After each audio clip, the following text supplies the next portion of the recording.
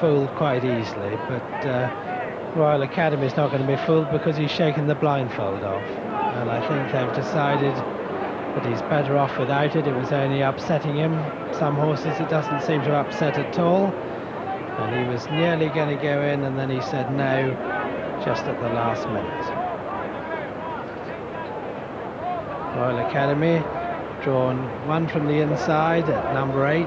John Reid will be anxious to drop him in to try and conserve his stamina. The one nearest to us is Rock City in stall number 9. On goes the blindfold again. The handlers try to reassure the colt, who's throwing his head about a lot, and wonder if he'll throw the blindfold off again. Yes, it certainly worked last time, and I'm afraid he's not at all keen on the idea. A few years ago they were very strict on the number of chances they gave horses, but recently I've seen horses given a dozen chances or more, and nearly that time that was the nearest he's got to going in. One last run in. And they're going to try and get him in fast. No, take him away. Take him away, the starter says. So here's Peter O'Sullivan. Royal Academy will not take part.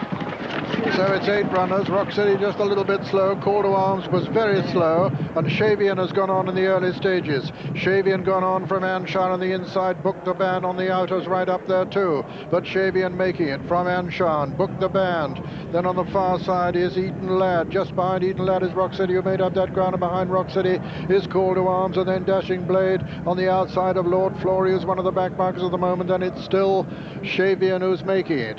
Shavian and Steve Cawthon, who tried to make all on the previous race. In the previous race on relief, Pitcher has a 2-length advantage at the 5 furlong pole from Rock City, who's moved into second. Anshan is third on the outside. Book the Band comes next, and then Call to Arms and Dashing Blade, and behind them Lord Flory and Eton Lad. Still Shavian passing the half-mile pole with a 2-length advantage over Rock City in second. Anshan third. Book the Band 4 on the outside.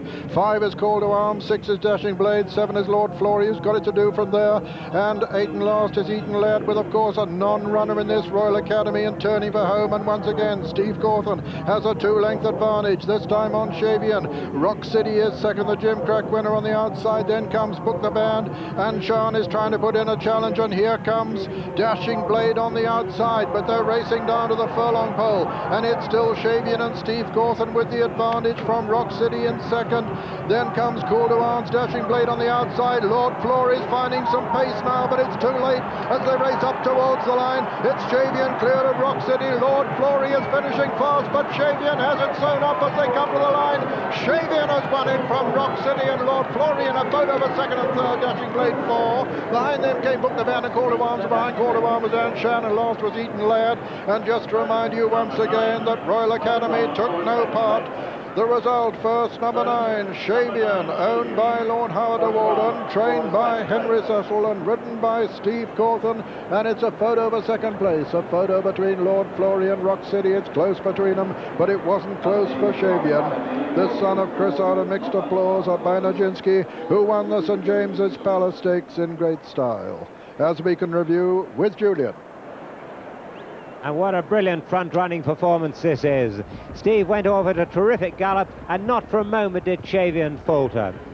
Frankie Dettori not in the best of positions as they come in the straight, and the favourite Lord Flory looking for daylight now to pull out, but it's inside the 2 furlong marker. He's still got plenty to do, and Shavian coming under the whip now from Steve Cawthon isn't faltering. Rock City, after a slow start, been in contention throughout, not much more to give. On the far rails, Call to Arms has run a really good race until he's got tired. Dancing Blade flatters on the outside, but here comes Lord Flory now, who's got clear and starts to run, but he's got 6 lengths to make up inside the last furlong, and it proves to be just too much. Shavian, these tactics haven't been used on him before, over a mile, and he's proved brilliant today. He's kept on galloping, and he's answered every time Steve's asked him. He hasn't faltered. If he had, Lord Flory might have got in a blow, but as it is, the challenge is too late. He may have snatched second place from Rock City, but Shavian is a staggering winner. And Shavian, the 11-1 winner of this St. James's Palace Stakes, which his sire, Chris, won back in 1979. So what a marvellous family record in this prestigious Royal Ascot prize.